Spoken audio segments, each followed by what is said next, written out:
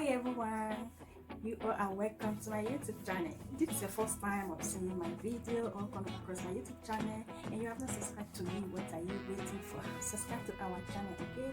And I will really appreciate. And if you want to see how I do this twist, Senegalese twist, kindly watch the full video. And also, before you go, don't forget to put on the notification bell so anytime I upload a new video, you will be the first person to be notified.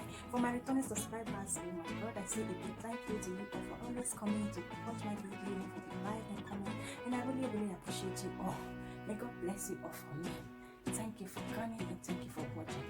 Kindly watch the full video, okay, to see how I get this beautiful Senegalese twist done. Very easy, very easy. Anybody can do it. I use 1.5 attachment to do it, and it took me only 2 hours. 2 hours. Have fun with the video and bye.